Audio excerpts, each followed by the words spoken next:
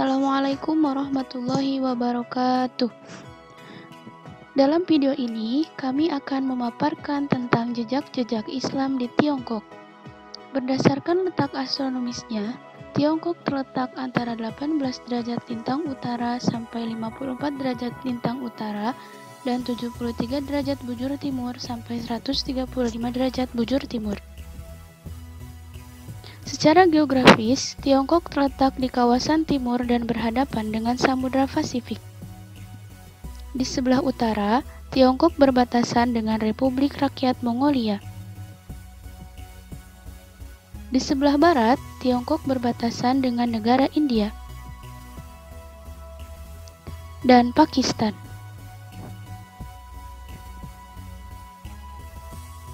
Di sebelah selatan, Tiongkok berbatasan dengan negara Nepal, Bhutan, Laos,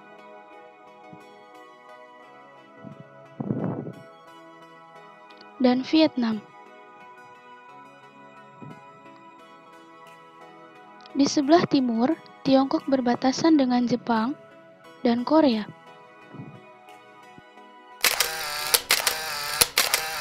Bismillahirrahmanirrahim. Assalamualaikum warahmatullahi wabarakatuh. Waalaikumsalam warahmatullahi wabarakatuh. Kali ini saya berada di kediaman Dr. Asep Ahmad Hidayat. Beliau ini merupakan sejarawan dari UIN Sunan Gunung Jati Bandung dan ahli dalam bidang kajian studi kawasan dunia Islam. Pada hari ini saya akan berbincang-bincang dengan beliau mengenai jejak Islamisasi di Tiongkok.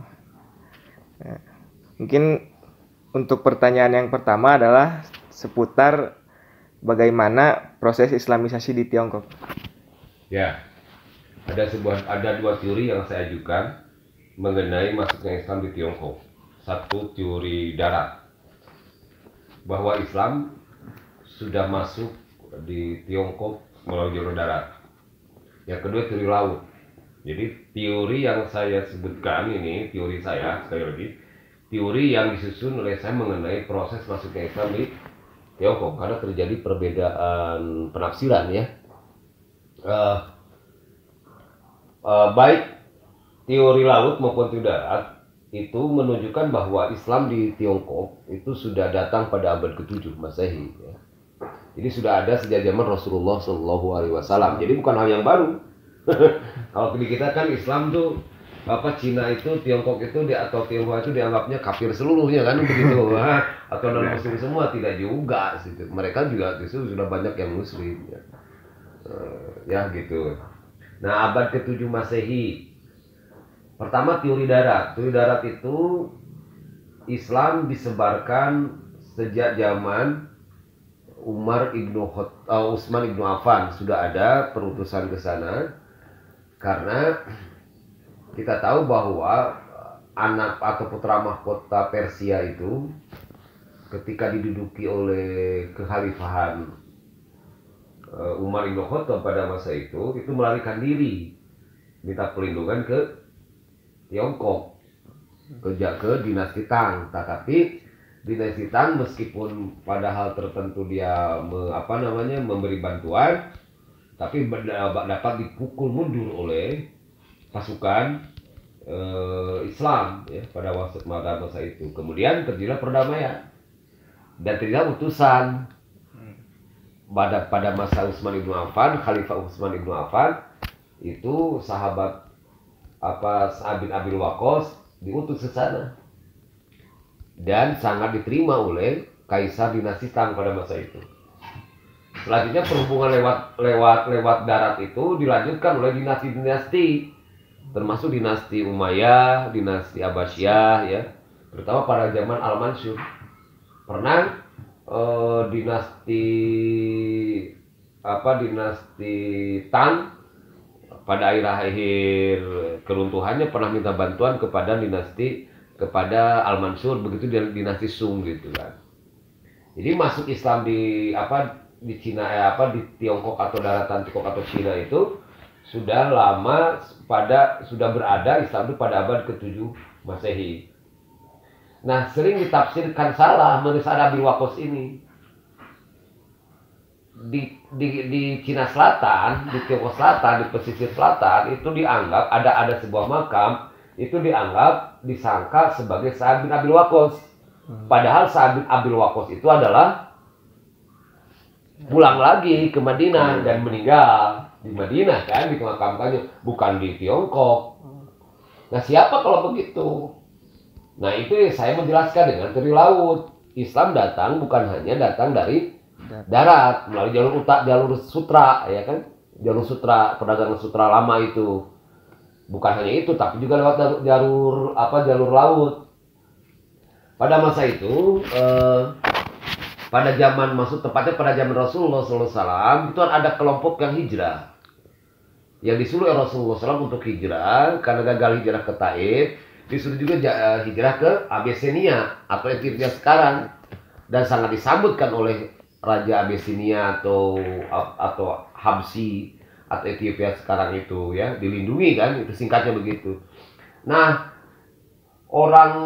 di antara orang-orang yang ikut dalam hijrah ke sana itu, ke Abyssinia itu ada yang bernama Sa'ad, sama dengan Sa'ad, cuma abinya ini mah Sa'ad bin Abi Ubadah, bukan Sa'ad bin Abi Waqqas. Sa'ad bin Abi Ubadah inilah ketika selesai, ya, atau sudah selesai lama merasa aman dan dia tidak pulang ke Mekah dan ke Madinah, tetapi ikut terhadap kapal pesiar, kapal pedagang dari Persia, dan sampailah di Cina Selatan itu melalui jalur berarti India kan, gitu kan, India, Asia Tenggara, ya Malaka, ya Sumatera, Semenanjung, sampai ke pernah juga berarti di Champa di Vietnam atau di Kerajaan Champa, ya, yang sekarang menjadi yang sekarang menjadi bagian daripada dua negara, yaitu Kamboja dan Vietnam. Sampailah di Kanton itu ya Guangzhou. Sekarang juga namanya masih Guangzhou. Dulu Kanton terkenalnya Guangzhou, ditulisnya Guangzhou. Disitulah makam pertama, ya, penyebar agama Islam dari Arab langsung, yaitu sahabat Rasulullah bernama Sa'ad bin Abi Ubadah, bukan Sa'ad bin Abi Waqqas. Ini saya menjelaskan. Selama ini tulisan di Kompas, di Republika itu, atau di tulisan-tulisan penulis barat gitu merefer bahwa itu adalah Sa'ad bin Abi Waqqas, termasuk Arnold dalam The Preaching of Islam menjelaskan bahwa itu adalah Sa'ad bin Abi Waqqas. Tidak, itu ada Sa'ad bin Abi Ubadah, ya, dan dia menyebarkan ajaran Islam di daerah Tiongkok. Itu pertama Islam di sana. Jadi ada dua teori proses islamisasinya, yaitu menawarkan teori laut dan teori darat. Jadi pada abad ke-7 Masehi itu sudah ada di Tiongkok. Dan perkembangan karena perhubungan antara dinasti di Tiongkok, baik mulai daripada dinasti Tang itu sudah ada Islam di situ, kemudian masuk pada dinasti Song, dinasti Yuan, dinasti Ming, dinasti Qing, itu Islam tetap ada proses perkembangan Islam itu di situ, ya. Nah, pada zaman dinasti Tang, Islam sudah established sebetulnya, sudah established, gitu kan? Terutama melalui jalur sutra itu bermadhab Hanafi, dan dilanjutkan pada dinasti Song, kemudian pada zaman dinasti Yuan Mongol, di mana dinasti Mongol di Tiongkok itu kan membawa kelompok Muslim, baik ilmuwan maupun baik ilmuwan Muslim, ahli teknik, ahli pengetahuan, ahli kemiliteran, dan juga ahli perbintangan, dibawalah oleh Yuan gitu. Dinasti Yuan kan dinasti Mongol itu banyak bawa Islam di sana, gitu kan. Begitu dia yang lebih dahsyat lagi pada zaman dinasti Ming. Nah, dinasti Ming itulah sudah mulai banyak pesat sekali umat Islam, bahkan disinyalir, termasuk saya punya pendapat, dinasti Ming adalah merupakan dinasti Islam di Tiongkok. Ming sendiri adalah, itu artinya terang benderang, itu kalau mengikut pemikiran Ibrahim Tianma itu adalah sama dengan Al-Madinah Al-Munawwarah. Jadi dinasti Ming itu terang benderang sama dengan kota Madinah Al-Munawwarah. Munawwarah kan terang benderang bahasa Arab itu. Nah, dinasti Ming ini dipimpin oleh seorang kaisar ya. Dan dia itu muslim, Chu Chuangchang. Nanti ada kaisar yang mendapat gelar diri Kaisar Yunglo, dan istrinya adalah daripada klan Ma. Klan Ma itu yaitu suku Hui yang sudah masuk Islam, beragama Islam, dan mengganti namanya disesuaikan dengan bahasa Tiongkok dari kata Muhammad Ma itu. Ratu Ma itu adalah muslim. Dan banyak bukti dijelaskan termasuk dalam esai-esai pada zaman dinasti Ming bahwa kaisar dinasti Ming itu adalah muslim. Dia tidak suka makan daging babi, bahkan mengharamkan penyembahan daging babi, gitu kan. Dan banyak pasukan-pasukan Islam pada masa itu, termasuk di situ mulai masuk ajaran tasawuf. Ajaran tasawuf itu mulai muncul, berkembang pesat pada masa dinasti Ming abad ke-15, 16, dan sampai 17.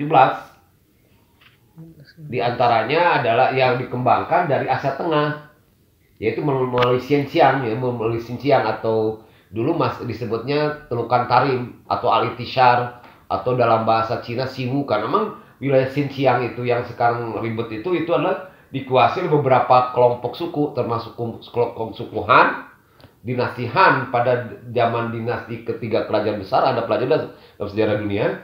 Kemudian juga Mongol, Kakanet Mongolia, kemudian Turki Kakanet, kemudian Uighur pada abad ke-8 9 dia migrasi, belum masuk Islam. Uighur itu yaitu ada Uighur Turpan yang Buddhis dan mendukung dinasti Sung, salah satu dari dinasti Shang. Kemudian dinasti Sung, dinasti dinasti Yuan juga ya. Nah, itu mulai masuk tuh banyak di situ beberapa ajaran, diantaranya bukan hanya tadi sebut madhab dari jalur sutra ya, Asia Tengah itu madhab Hanafi diantaranya. Nah, kemudian ada torikoh gitu ya. Seputar dari perkembangan Islam sejak zaman dinasti sampai kepada Republik Rakyat Tiongkok gitu. Ya, itu kan sudah dijelaskan, ini menarik gitu ya. Muslim Islam di Tiongkok itu terlibat dalam dalam birokrasi, kedua terlibat dalam konflik antara dinasti. Jadi misalnya kelompok Islam ini mendukung dinasti Sung, tapi kelompok ini mendukung dinasti Ming. Gitu. Di antaranya kelompok Islam Torekat misalnya terpecah dua. Yang satu misalnya kelompok Toriko dalam bahasa Tiongkok seperti Menhuan. Ada Toriko, ada Menhuan Jahiliyah, ada Menhuan Kufiyah. Menhuan Kufiyah itu adalah Menhuan yang melaksanakan dikir Naksabandi dengan hufi, lembut gitu kan, tidak keras. Sementara Jahiliyah adalah dianggap kelompok baru ya, dan itu dikirnya dikir jahiliyah, jadi dikir jahar itu ya keras. Kemudian ada Thariqah Kubrawiyah ya. Nah, itu terjadi mendukung terus antar dinasti-dinasti. Jadi setiap dinasti itu umat Islam juga ada yang menduduki posisi terhormat, baik sebagai ilmuwan, sebagai jenderal militer, sebagai gubernur, ya kan? Tapi perjalanan Muslim Islam atau Islam di Tiongkok itu sangat penuh dengan damai konflik gitu kan. Karena pertentangan antara dinasti, kan perubahan dinasti dari dinasti Tang, dinasti Sung, dinasti Yuan, dinasti Ming, dinasti Qing itu terjadi peperangan sampai kepada Republik Rakyat Tiongkok kan. Ya. Pada masa dinasti Ming relatif umat Islam lebih memposisikan lebih banyak dan tidak terjadi konflik yang besar gitu ya, tidak terjadi besar. Tetapi pada zaman dinasti Qing terjadi penindasannya begitu berat gitu. Karena ada sekelompok muslim yang memberontak gitu. Nah, harus Anda catat, muslim di Tiongkok itu ada dua suku, yaitu muslim asli Cina yang berasal dari suku Han disebut Hui, dan ada muslim yang berasal dari Asia Tengah, yaitu yang di Xinjiang, yaitu etnis Uighur, etnis Mongol, etnis Uzbek, etnis Turkis, etnis Kajak gitu ya. Itu di Xinjiang gitu kan. Nah, kemudian pada masa Republik Tiongkok, ketika dinasti Qing dan Xi Qing jatuh, langsung aja pada Republik Tiongkok.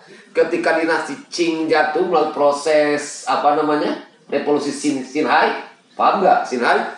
Itu kan dinasti Qing jatuh dengan anak raja kaisar pertamanya, ya, kaisar terakhir Putra Mahkota kan masih umur kecil, itu kan menyerahkan kekuasaannya melalui revolusi Xinjiang 1909 itu ya. Itu kan nanti kan melahirkan apa? Melahirkan 1909 dan 1912 kan. Pada 1912 itu sudah formal bahwa kekaisaran Qing dibubarkan, tidak ada kekaisaran, dan berubahlah menjadi Republik Tiongkok yang dideklarasikan oleh Sun Yat-sen. Nah, pada revolusi Xinhai yang melahirkan kejatuhan dinasti Qing, yang dianggap dinasti Qing juga ada bukan dinasti pribumi Tiongkok pada masa itu, karena bukan dari suku Han tapi dari suku Manchuria. Itu dibantu oleh jenderal-jenderal muslim, yaitu dari suku Hui. Karena itulah panglima jenderal pada masa revolusi Xinhai yang melahirkan negara Republik Tiongkok yang diproklamasikan oleh Sun Yat-sen, yang selanjutnya adalah oleh Chiang Kai-shek ya. Chiang Kai-shek itu yang akhirnya menjadi perang saudara antara kelompok Mao Zedong yang mendukung komunisme dengan Kuomintang yang tetap mempertahankan Republik Tiongkok. Nah, ke Republik Tiongkok itu banyaknya jenderal-jenderal Islam. Nah, bahkan ketika batuk saya nggak ada minuman. Nah, bahkan ketika bergesernya kekalahan perang antara kelompok Kuomintang, itu 20.000 bersama dia Pak Kungsi itu bermigrasi ke Taiwan. Bermigrasi ke Taiwan, 20.000 muslim gitu. Jadi, nah sampai kerajaan pada masa Republik Rakyat Tiongkok, setelah Tiongkok itu relatif muslim di Republik Tiongkok di Taiwan lebih damai, itu ada peristiwa bukan hanya muslim, agama Buddha, agama Galing kan terbabat habis atau terkena intimidasi, penindasan dari revolusi budaya, revolusi kebudayaan Mao Zedong. Termasuk yang paling mengerikan itu adalah ada peristiwa Siantang, di mana berapa ribu orang meninggal dunia dan melakukan pemberontakan terhadap komunisme kan, rakyat Tiongkok. Itu singkat saja terlalu luas sebenarnya bicara soal Islam di Tiongkok. Termasuk juga ada revolusi Dukan, pemberontakan Dukan, yaitu pemberontakan kaum Hui pada zaman dinasti Qing. Dan itu Dukan itu Tukan namanya, kalau bahasa kita Tukan ditulisnya Dugan. Tukan itu orang Eropa menyebut itu melahirkan ribuan dan hampir berhasil mendirikan kesultanan Islam. Bahkan di Yunan itu sampai 10 tahun ada kerajaan Islam. Tapi dibabat habis ketika dinasti Qing mendapat bantuan dari tentara Prancis dengan artilerinya. Nah, itu ya. Itu kalau tidak salah 10 tahun 11 tahun itu berdiri sebuah kesultanan Islam di Yunan, provinsi Yunan. Di antaranya distrik yang paling besar di Yunan itu adalah kota Siantang. Itu sekarang diperkirakan suku Muslim Hui itu ada 7 juta orang. Cukup sekian mah. Saya mengucapkan terima kasih sebanyak-banyaknya kepada Bapak Dr. Asep Ahmad Hidayat. Semoga sesi bincang-bincang kali ini dapat memberikan manfaat untuk kita semua. Amin. Akhirul kalam, assalamualaikum warahmatullahi wabarakatuh. Waalaikumsalam warahmatullahi wabarakatuh.